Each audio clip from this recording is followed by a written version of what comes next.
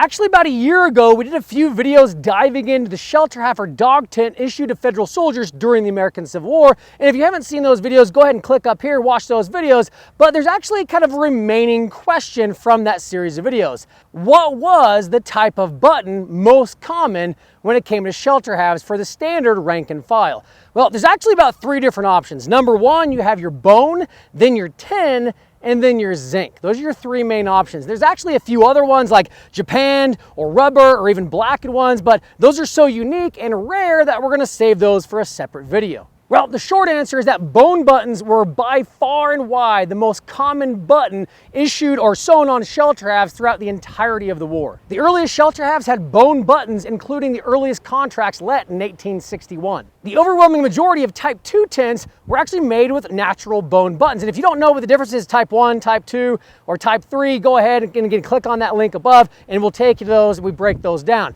In fact, the 1862 Turner and Carpenter contract specifically states in the contract bone buttons. So this appears that the vast majority, if not all of the Type 2 shelter halves had bone buttons. There is a variation with the Crossman 1864 contract that might be an exemption to this rule, but even the early Type 3 shelter halves had bone buttons when they started production. The first metallic buttons that would have been seen in the field would have been in the summer of 1864. Some of them started being produced with tin buttons. However, they didn't start being widely used until the Type 3B shelter halves came out, and they incorporated zinc buttons instead of tin. Additionally, it appears that the Cincinnati depot, like with most other items, were slower in adopting the metal or zinc or even tin buttons than the Eastern counterparts. They were making their tents with bone buttons far into the war, even in 1864. Honestly, even in late 1864, they reported having 596,000 bone buttons on hand,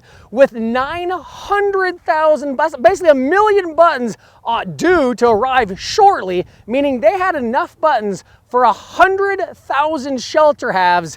And that was at the beginning of 1865 when that happened. So Cincinnati definitely had enough bone buttons to be producing shelter halves with bone buttons far into the end of the war. And this again was well after the Eastern depots had already gone to metal or zinc buttons. Metallic buttons started being made and reaching the troops super late into the war. In fact, it actually appears that the New York depot actually started making them commonplace in early summer of 1864. Zinc buttons were finally allowed by the quartermaster department, actually due to some lobbying efforts by the Porter brothers on behalf of their button manufacturer kind of partnership.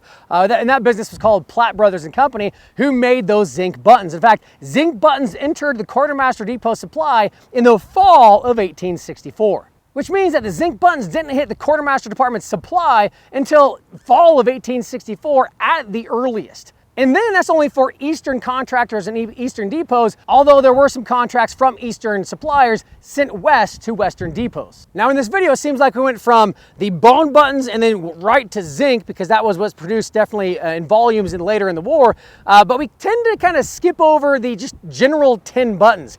And I'll say this, in general, I mean, there's a lot more to it than this, but in short, for time's sake, the tin buttons weren't really used a lot, primarily because they rusted, they stained the shelter halves, and they kind of made a nuisance, and just they were a lot less of it, or I guess they're far inferior of a product than the zinc buttons, and that's why really it went from bone to a little bit of tin, and then zinc kind of took over late in the war. So really, when it comes down to it, the answer of what kind of bones were used on shelter halves, I mean, up until 1864, bone dominated. Bone was what it was. Later in the war, so say fall, winter, spring of 1864 and 1865, then you can get away with maybe some tin, definitely some zinc in 1865. But really, considering that the Cincinnati depot had enough shelter halves to make 100,000 more shelter halves with bone buttons in basically the January of 1865, that shows you that bone dominated and predominated every other button out there. So for whatever that's worth, there you go. Bone buttons is probably the most common,